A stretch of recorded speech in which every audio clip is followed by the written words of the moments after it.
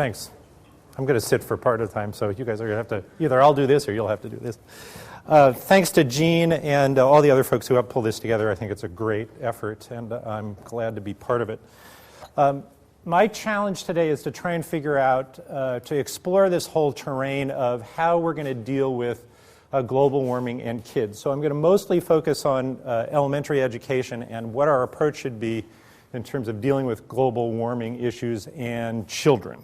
And I'm going to do a fairly straightforward spiel, and it's going to last pretty much the whole time. So if you feel like you need to go, don't worry about leaving early, but it's fairly long. I've kind of gotten an elaborate argument that I'm trying to develop, and it's got lots of little pieces to it, and hopefully it'll be compelling.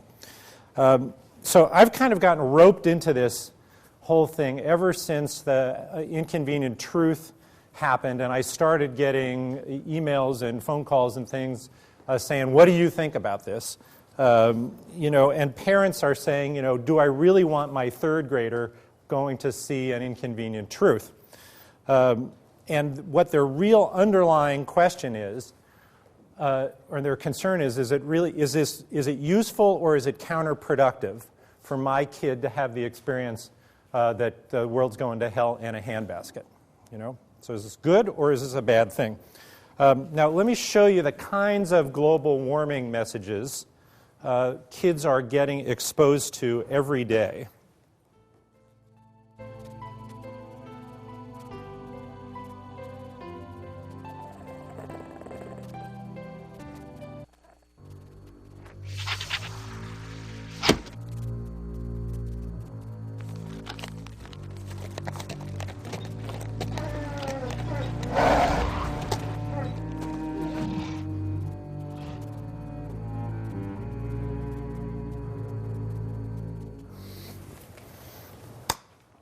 So, it's a 6-year-old or a 7-year-old watching that, they're the little polar bear out on the ice floe.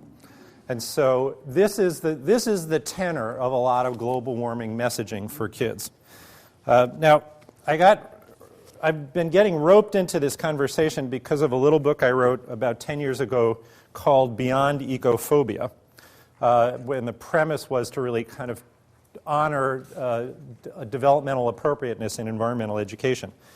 And at that point, the big issue was rainforest education, or education about the ozone hole, or endangered species education. And it was, what my concern was, the whole gloom and doom aspect of the rainforest is dying, and your kids are responsible for it. So let me give you a sense of what that stuff looks like.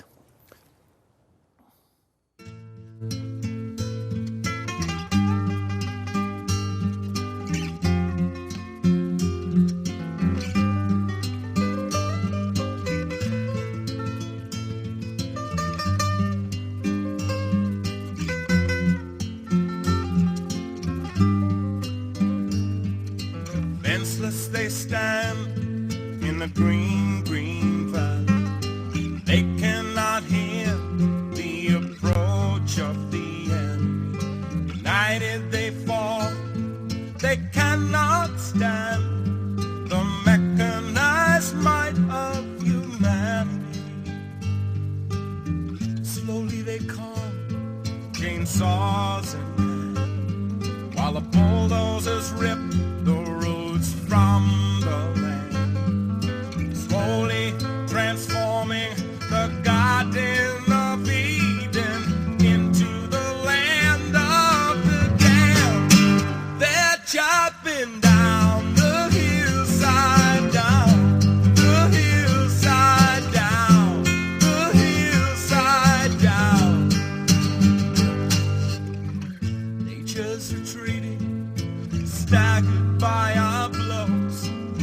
Nature is bleeding, bleeding out of control. Nature is bleeding, but will we let her go? Right now nature's dying hard and slow. We're at war with our mother, rocked her down to her knees, relentlessly striking her, ignorant of her pleas.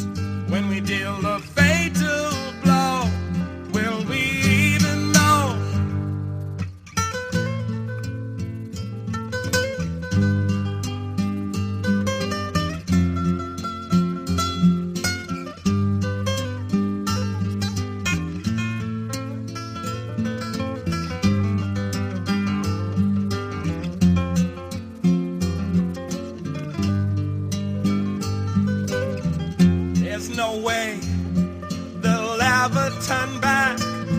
If there's no one to stand in their way, hey, we're jumping down the hillside, down the hillside, down the hillside, down.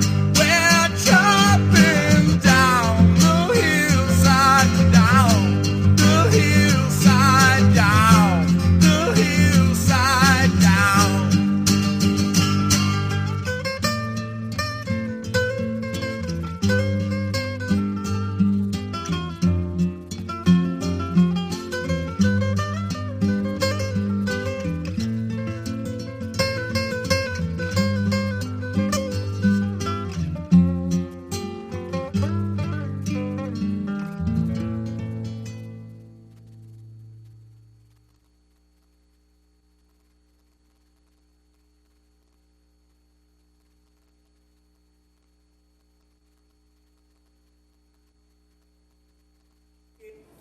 Okay.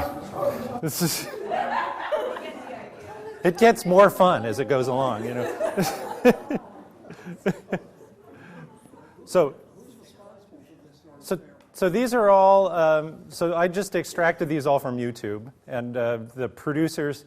This one I'm not sure who created it, but a lot of these things are PSAs, but from Greenpeace and the Environmental Defense Fund and things like that. This one I'm not sure where it came from, but it's just representative of the kinds of educational messages that kids are getting. Now, this whole idea of ecophobia I got from actually a student in a conceptual development class about 12 years ago. You have to do a research project on kids thinking for this class, and he did a project where he wanted to understand what was important in second graders' lives. And so he created a set of cards that were a prompt, and the cards had pictures of happy families and kids playing with their pets and toys and kids playing baseball and animals and smokestacks and the Earth from outer space. So kind of a wide range of things that represented elements in a second grader's lives. And then he had kids choose the ones. He said, what's important to you? And he had them choose the half a dozen things that were important and then talk about them. So he did it with 80 kids in 4 different second grades in Springfield, Vermont. And then he went and analyzed his data, and he found this interesting pattern. It kind of fell into 2 groups. One group of second graders chose the happy families and the pets and playing baseball, and they talked about, you know, being outside and going on nature walks, and it was kind of, their affect was fun. They kind of enjoyed doing it, and they were upbeat about it. The other half of the kids chose the Earth and the smokestacks and talked about saving animals and, stopping pollution, and their affect was kind of dreary. You know, they were kind of, felt kind of sad. And now he looked at all these 80 kids, and the 80 kids, from the 4 second grades looked exactly the same. So there wasn't a socioeconomic difference. He couldn't figure out what was going on. So he went back to the teachers. He said, here's what I found. Can you think of what's going on here? And 2 of the teachers sheepishly said, we did do a big Earth Week curriculum last week, or, right before we did this. We focused on, all those Earth Week kind of things. And the other 2 teachers kind of sheepishly said, well, gee, we didn't do any Earth Week stuff. We're kind of, we're apologize, we're supposed to do this stuff. Now, do I need to tell you which of the kids were the kids that were kind of sad and dreary, right? Right? It was the kids who were in the Earth Week classes. So I thought, oh my gosh, what's going on? I said, are we cultivating a sense of hopelessness in the way in which we're doing environmental education? All right, okay. So let me give you a picture of what I think this kind of approach engenders. And I think this is a Greenpeace video. The scientific community released a report that proves, beyond a doubt, that the Earth is getting warmer. This global warming is caused by things you grown-ups do, and by the things you don't. If drastic measures aren't taken soon, by the time I grow up, there won't be any fish left in the sea. Rainforests and clean air will be a thing of the past. The polar ice caps will be gone. Oceans will rise. Entire countries will disappear. Life will change in ways you can't even imagine. There could be famine, worldwide epidemics. Life expectancy will be lower. And we're not just talking about the future. We're talking about my future. But this is no surprise. You adults have known about this for years. And though you could have done something about it, you haven't. You can say, it's not my problem. You can say, I won't be around in 50 years. But from now on, you can't say I didn't know. Starting today, the lines are drawn. You have to choose sides. Either you're for my future, or you're against it. You're a friend, or you're an enemy. I may just be a kid today, but tomorrow will be different. This is the last time I'll be talking to you adults. You've had your chance to fix this problem. Now we have ours. We won't be cute, we won't be patronized, and we will not be denied our future.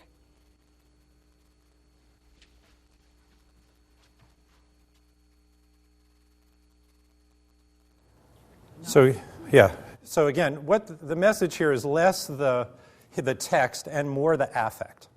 Okay? So this is what, I think this is what we're engendering in kids. I mean, it's kind of, somebody referred to it before, it's kind of, it's shrouded, it's dark, it's gray.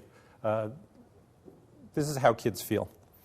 There's another example of this wonderful essay by a woman named Kathleen Solovsky, who worked at the Brookfield Zoo for a long time, who was really concerned about this kind of stuff at zoos. And she kind of looked at eco-ardent children's literature. And here's her portrait of reading a book about animals going extinct for preschool kids or young kids. And the text of the book reads, L is for Las Vegas frog. People built the city of Las Vegas and paved over all the freshwater springs where this frog used to live. Sadly, we say goodbye to the Las Vegas frog. And then the very last sentence of the book is, let's hope humans never become extinct. And then she adds as a little commentary, night, night, Jimmy. Right? Sweet dreams, right?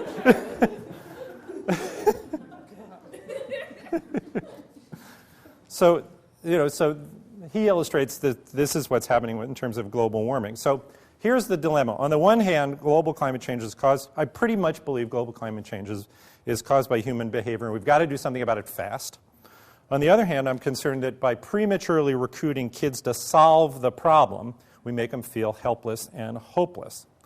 And so let me just summarize this first part with this last clip.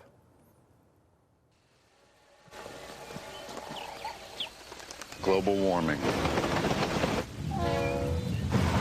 Some say irreversible consequences are 30 years away. 30 years? That won't affect me.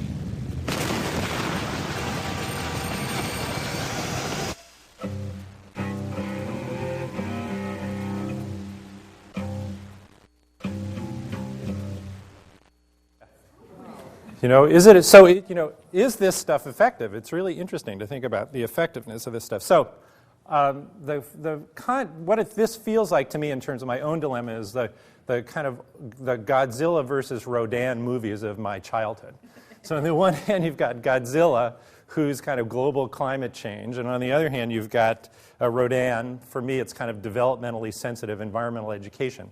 And they kind of are fighting in my mind. I don't really know what, this is like something we got to do something about fast, but, are we going to trash our kids' emotional lives by imposing on them? So what are we going to do about it? So let me suggest that parents are faced with, this is a dilemma we all face as parents, and I want to give you a perspective of a couple of different parents' approach to this. This came in response to this woman named Lisa Shimizu,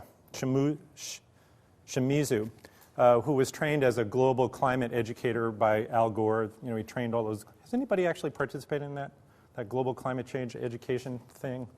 I know Cindy did. Okay. So he trained a whole bunch of people and now go out and do his show and do global climate change. And so there's this woman who was a Seattle radio programmer, and she was really interested in figuring out how to take the message to kids. And so she took an inconvenient truth and translated it into an 8 to 10-year-old version. She took out some of the tragedy, and she took out some of the more abstract mathematical stuff, and made an 8-year-old version. Showed it in Seattle. A bunch of parents and their kids came. And then there was a very interesting web dialogue about it. And so one parent, reflecting some of my concerns, said, "One concern to at least be aware of is that if we hit kids before 6th grade too hard with environmental problems, they learn the facts, understand the issues are important, but don't become more environmentally active. Instead, they may be overwhelmed. Younger kids may best be served by following the lead of Rachel Carson and building a sense of wonder and love for the earth." And responding to that comment, another parent scoffed. This was a direct response to this comment. He said, "My son attended the show. He loved it and got a lot out of it. To those of you who worry about age appropriateness and unintended consequences, I say, oh, come on. Obviously, the critics haven't seen the show.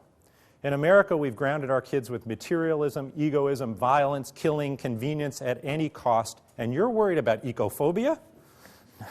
Now, never mind that we are past the point of pussyfooting around. Our generation hasn't shown itself to have the gumption to fix this mess, so it falls upon our kids to actually do something.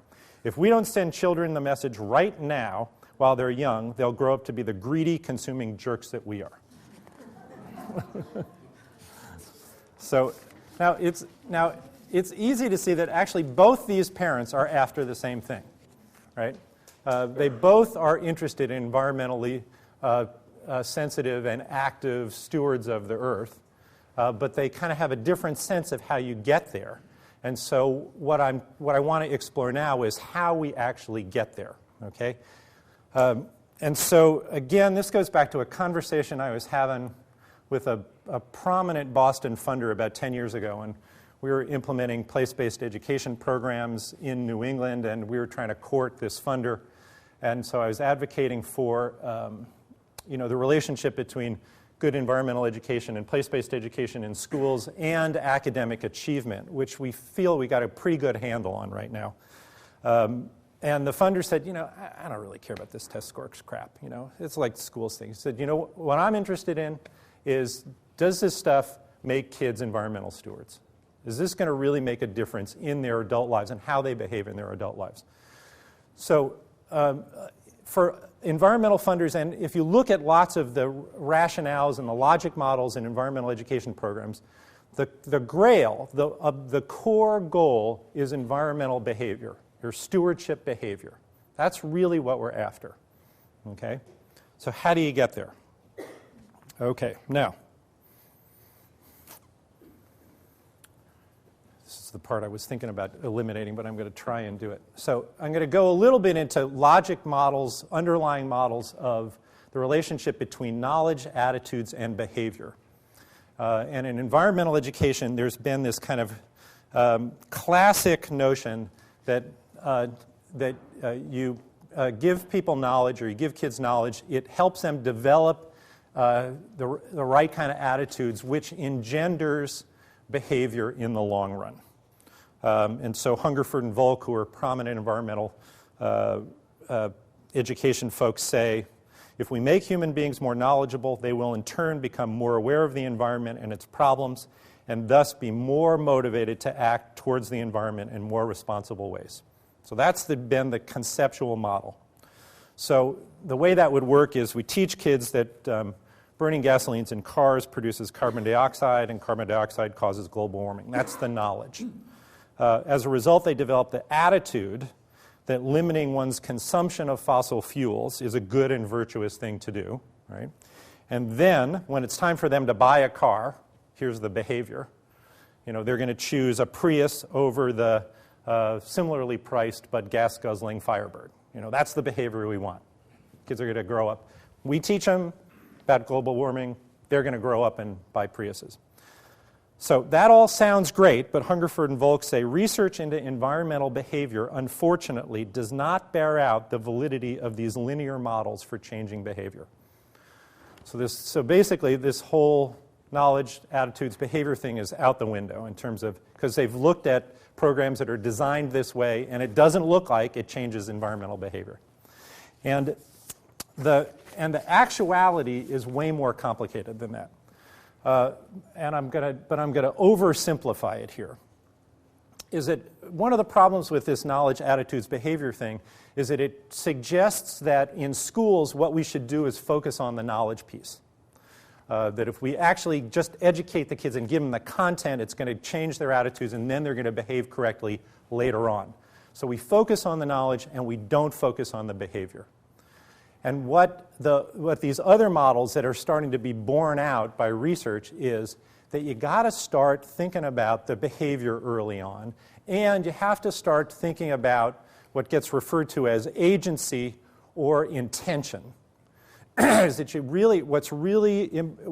what are predictors of environmental behavior turn out to be this sense of agency. I can make a difference, and this sense of intent. If I was faced with this kind of choice, then I would make this kind of choice. And so what people are looking at a lot, and it relates back to this stuff that has to do with research and social marketing, is that you got to look at how you start to cultivate behavior, that behavior is a focus early on, and that the knowledge piece and the attitudes get recruited into the behavior. The behavior acts as the kind of glue. You start to do this stuff, and then you want to understand why am I doing this, and you start to develop the attitudes. So I think I'm gonna leave it at that. And if you're interested, there's interesting kind of discussions of these kind of the changes in these models. But the point is, you got to start with small behaviors which recruit knowledge and attitudes, which lead to larger behaviors, which eventually lead to really large environmental stewardship decisions as a dominant part of your life. Okay. So that's this kind of relationship between knowledge and behaviors. Now I want to explore this whole notion of ecophobia a little bit more. And I want to describe a fascinating study done by a guy for the Swiss National Science Foundation, a guy named Matthias Finger, who wanted to look at the relationship between the kinds of environmental knowledge that people were exposed to or had kind of based their environmental attitudes on, and environmental behavior. So the relationship between where your knowledge about the environment comes from or how you got it and your environmental behavior on the other side. And he, again, to oversimplify, he compared adults whose knowledge came mostly via media about global environmental issues versus adults whose knowledge mostly came out of local nature experiences and local activism. So he said, at the end point we've got environmental behavior, that's our dependent variable. Our independent variables were this, where's the knowledge come from? And interestingly enough, there was a negative correlation between the people who got their knowledge from media learning about environmental catastrophes and environmental behavior. In other words, the more that people knew about the environment and about the big problems, Chernobyl and global warming, the less active they were environmentally. And the more your knowledge comes from local nature experiences and involvement with activism at the local level, the more you are going to be environmentally active. And so he says, environmental behavior is less the result of learning and knowledge and more the result of particular environmental experiences. And some environmental learning does not necessarily translate into more responsible behavior towards the environment and can even be counterproductive. Okay? Simplify that. Knowledge decreases behavior. Okay? Now, not in all cases, but this is what he's saying, is that certain kinds of environmental knowledge will decrease the likelihood of you behaving in an environmentally responsible fashion. Now, this is done with adults, who can kind of manage information overload and stuff like that. So I want you to think about the same kind of process happening for kids. So here are the results from his study. Here are his recommendations about environmental education programs. It says, first, nature experiences seem to be a necessary precondition for any type of environmentally responsible behavior. Second, experiences of environmental activism emerge as another crucial condition for any environmental behavior. And so he says it's necessary that social and collective action be an integral part of any continuing education activity. In other words, we need to train kids into environmental activism in small, incremental ways. Third, fear and anxiety of environmental problems has the potential to turn environmental education into a counterproductive activity. He says, therefore, education about the problems should be substantially counterbalanced by opportunities to address the problem constructively. And fourth, when low fear is involved, environmental knowledge and information do make a difference in terms of environmental behavior. So what's emerging here is this portrait that what we have to do is really balance fear with productive activity. And I would suggest that the younger kids are, the less fear should be a part of it, and the more the productive activity should be a part of it. Now, his study resonates with some more recent studies on fear and social marketing. Social marketing, the campaign to get people to stop smoking, is a social marketing campaign. And so they're looking at how much you should load fear into social marketing messages. And so there's been this kind of fascinating conversation on the conservation psychology listserv about this. And so this one British guy who works for World Wildlife Fund is summarizing some of these studies. And he says, as I understand it, people who are reminded of their mortality are more likely to engage in defense of their worldview. And there's evidence that reminders of mortality increase those behaviors that an individual believes will result in feelings of self-worth. Now, what the specific things he's talking about is when you are fearful about something, what it tends to do is make you retrench into your worldview and take care of yourself. Okay? So it doesn't necessarily motivate you to see things differently. It encourages you to retrench into your worldview. Thus, concerns about death may increase materialistic tendencies, making people more desirous of money and consumer goods. All right? And he concludes by saying, it seems plausible to suggest that climate porn, the invocation of the impending death and destruction that climate change will wreak, could serve to drive people to increase their consumption, their ecological footprint, and therefore increase carbon use. All right? So therefore, if we go back to our previous terms, increased knowledge about climate change may increase the behaviors that increase climate change. Now, this is hypothetical at this point, but it's coming out of this research on fear and social marketing. And the fear and social marketing stuff says you gotta moderate the fear, and you have to make clear the things that you can do to address the issue. Okay. So let me show you another one of these messages that does this instead of just focusing on the fear.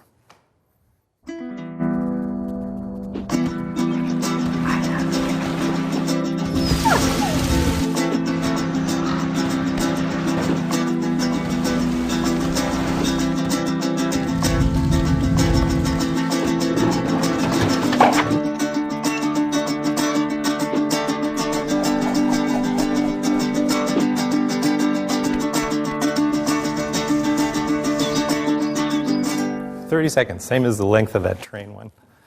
Now, it did the fear thing in the beginning, but it transmuted it into productive activity. And so I love this because it kind of symbolizes what we got to get at here. Now, let's go back to this notion of environmental behavior and childhood experiences. A couple of really interesting studies. One by a couple of researchers at Cornell. lots of the research that's been done on adult environmental behavior is focused on environmentalists. And these folks wanted to look at the broad adult population. So 2,000 people randomly selected from 20 different urban areas around the country. Again, adult environmental behavior, recycling, buying Priuses, participating in conservation groups, things like that. And then childhood experiences. And what are the correlations between the kinds of childhood experiences that correlate with adult environmental behavior? They differentiate they create two categories. They talk about wild nature experience in childhood and domesticated nature experience in childhood. Wild nature experience being free play in the outdoors, building forts, going for explorations, camping, hiking, climbing trees, and domesticated nature experiences being Girl Scouts, environmental education programs, gardening, those kinds of things. A very clear correlation between wild nature experiences and adult environmental attitudes and adult environmental behaviors. A correlation between domesticated nature experiences and adult environmental values, but not with adult environmental behaviors. The oversimplification of this, and the authors of this studies will be the first ones to say, no, you can't really draw this conclusion. But the oversimplification of this is environmental education activities in youth does not correlate with adult environmental behavior. Now, they say the study's not fine-grained enough to suggest that, but the interesting thing is that the wild nature experiences in childhood correlate with adult environmental behavior. It goes back to what Matthias Finger said about we got to provide a lot of nature experiences for young kids if we want adult environmental behavior. Another study by a guy named Jim Pease at Iowa State was interested in Iowa farmers. And so he got 300 Iowa farmers, all who about the same income level, about the same farm sizes. Half of them took advantage of wetland set-aside funding. So wetland set-aside funding, you take some of your acreage, you don't plant it, you leave it fallow. It's usually what it does is provide for wildlife, for wildfowl habitat during migration. So he assumed that taking advantage of wetland set-aside funding is an adult environmental stewardship behavior. Again, that's the dependent variable. The independent variable is childhood experiences. Looking for the correlations. High correlations for the farmers that take advantage of wetland set-aside funding. Hunting with your parents, fishing with your parents, mushroom and blueberry collecting with your parents, access to wild places, reading nature books when you were kids. There wasn't a whole lot of mention of school experiences, but a lot of accounts of resource utilization with adults of similar values when you're kids. So this hunting and fishing stuff really shows up a lot as interesting predictors of environmental behavior in adulthood. Note that it tends to be the kind of stuff that environmental educators don't like, right? Or any kind of think of the, leave only footprints, take only photographs, right? That kind of distancing as opposed to using or engaging is two different kinds of approaches. So the simple translation of this is, so if you have to choose, if you're trying to think about whether you want to take your kid, your 8-year-old, to go see the global warming, the inconvenient truth, the dumbed-down version for kids or not, it probably would be more useful to take your kid blueberry picking or fishing than to take your kid to go see the slideshow. So what does this mean in terms of what we ought to be doing in schools? So the response, the knee-jerk response is global warming is breathing down our necks. We got to do something about it. So we start with the kind of heavy-handed curricular approaches, and we insert stuff in the curriculum, and it tends to have this kind of that kind of tragic quality to it. I think that's the wrong approach. What we have to do is, take a deep breath and decide that we're going to do the really important work that's going to lead to new generations of kids that really are going to be willing to take on this problem, which is fairly substantial. So the first thing we need to do is to create comprehensive place-based education programs that connect children and curriculum to the nearby natural world. It comes up in all these studies that it's the wild play experiences in the natural world, or hunting and fishing, that really make a difference for kids. And so we have to kind of create family experiences and school programs that actually start to do this stuff. Second, we have to design schools as communities of care. Excuse me. Now, schools are really clear and good. A lot of schools are really good about this whole communities of care mindset in relationship to the culture of interpersonal relationships in classrooms. The responsive classroom stuff that the Northeast Foundation for Children does is all about that. What we have to do is take that orientation towards the classroom as a community of care and move it outwards so that the environment, the culture of the school, the environment of the school, the environment near the school become part of what a community of care looks like. So just as in the same way in lots of classrooms where teachers have the classroom list of responsibilities, so somebody distributes the paper, somebody takes care of the pets, somebody hands out the milk. What we start to need to do is create sets of responsibilities that have to do with care of the classroom and the school environment that get distributed throughout the school culture. Now,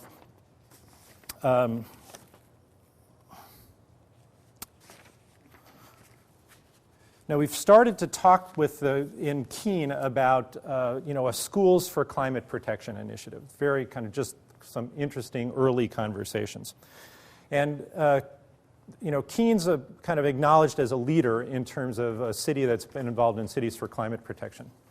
So generating energy from the methane at the solid waste facility and the new, the roundabouts are great in terms of reducing carbon output from traffic. There's been a movement to move the city fleet over to biodiesel. So Keene's taken a very conscientious role. Wouldn't it make sense to start saying, well, okay, if we've got a Cities for Climate Protection thing going on, let's create a kind of comparable Schools for Climate Protection initiative. And so what I'm going to suggest, and I'm going to show you this in a second, is what I call a ladder of responsibility, a conceptual framework for how schools start to think about climate protection as one of the goals for how schools behave.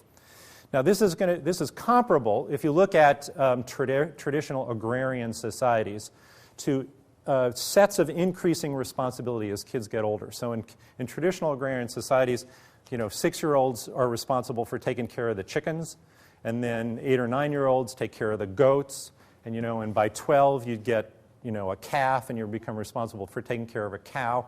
So that this is part of traditional cultures where you emerge into increasingly more significant responsibility.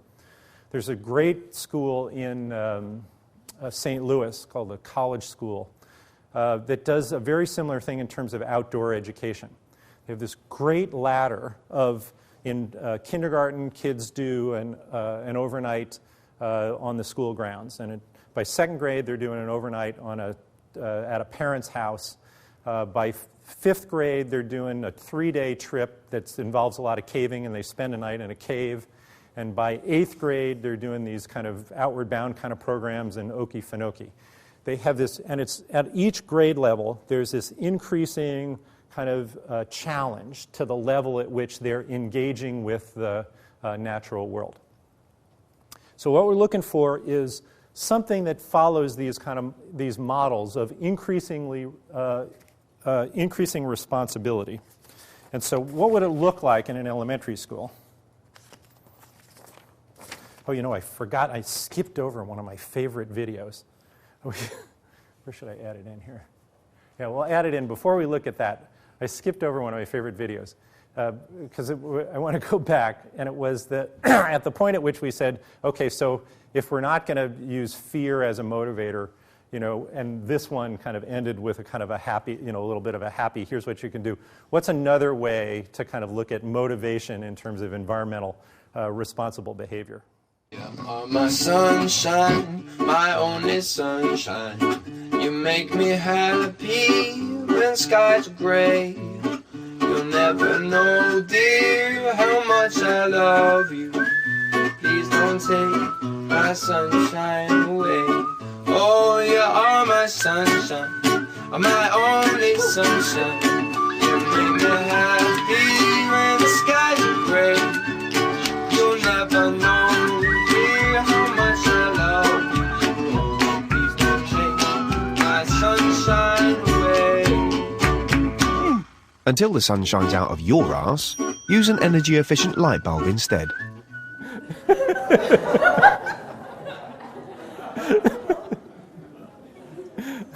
Okay, we needed that little moment of levity in there. So it's just such a different way of approaching behavior change, So, so to get back to, okay, we're not going to show that in schools. Oh, that wasn't what I wanted.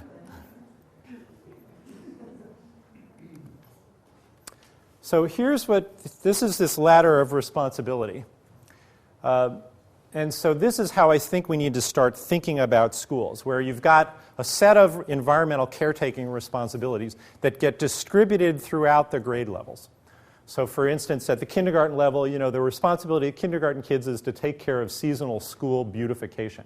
Weekly displays of flowers, or taking care of the gardens, or you can think of the kind of moss gardens that happen in Waldorf schools. In first grade, the first graders are responsible for the flower garden maintenance. The second graders are responsible for the vegetable gardens. The third graders are responsible for maintaining the schoolyard. That might involve keeping the nature center clean, or maintaining the nature center, or figuring out how to deal with graffiti. The fourth graders run the recycling program in the school. The fifth graders tend the composting program. And fifth graders at Wheelock do the composting program. By sixth grade, you're starting to take on, okay, so how can we reduce the carbon output of the school? Or, and this, maybe that's a middle school thing or something like that. So this is, generally, you're taking something that goes from something that's more aesthetic and more caretaking to gradually maintaining systems within the school to taking on problem solving in the school. And this, and so it's not that you start inserting the global warming messages, early on. It's that you start creating this atmosphere of taking care of the classroom and the school is everybody's responsibility. We're going to do it. And so you're training people incrementally, and this is what I mean by training environmental activism. You are training kids in these little incremental ways to take on environmental responsibility. And if you go back to that second thing that Matthias Finger said, experiences of environmental activism emerge as another crucial condition for any environmental behavior. It's necessary that social and collective action be an integral part of any continuing education activity. And so this is what I mean by, this is my translation of social and collective action. So you've got a culture in a school that's basically encouraging this kind of behavior.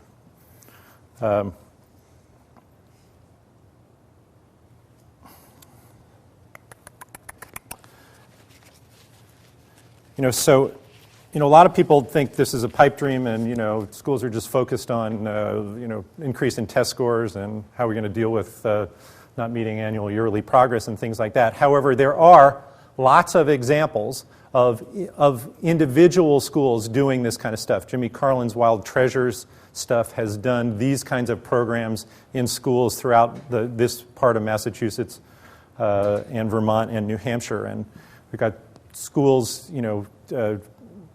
doing anti-idling campaigns to reduce the amount of carbon dioxide being generated by school buses when they're on the playgrounds.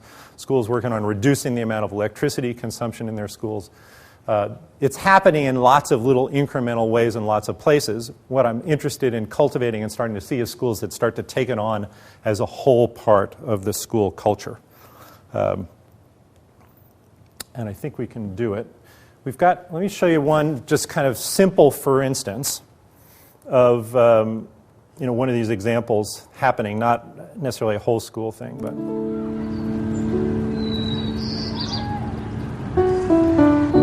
For most sixth graders, the day begins with the shuffling of paper and textbooks. And then we're going to put the weeds in a pile and take them to the compost. But in this outdoor classroom at Martin Luther King Middle School in Berkeley, California, students spend their first period planting, put it in, that's it. Harvesting, Try that one. and eating organic delights from their Edible Schoolyard. We're eating some figs. Don't tell anyone. Look at this. Now, where do you think this came from? Right out there. So, we're making little pumpkin pies. The garden and the adjacent kitchen classroom are learning labs for social studies. And this is a variety from France. The name of this is Musique de Provence. And that means the music of Provence. Math. If it calls for 1.5 cups of cooked pumpkin, and we're doubling the recipe, then how much do we need? 3. Science. Why is it wet? We've just been studying this. Oh, yeah, the rain. Water. The water cycle. What part of the water cycle? Why are there droplets? Condensation. Good. And life. We're also going to add some of the manure from that pile over there. When you watch these kids in the garden classes, you see that the teachers just use every little drop of water or dew and every plant and every bed to teach. It likes each other because it's attracted. Surface tension. Look at the size of my drop. So we've been studying that water molecules have a special bond that creates surface tension. And so we've been doing a series of experiments in the classroom. So it's nice to sort of see if you can play with it someplace else. It seems effortless, but it isn't. It's a high art. It's almost like an artist who is a master violinist. It takes years and years of practice. You understand? So this is where we come in with the Center for Ecoliteracy. We train teachers, and it takes a lot of preparation to make the garden the center of teaching, because what you see here is only part of it. It goes on in the classroom. Does anyone remember why we turned the compost pile?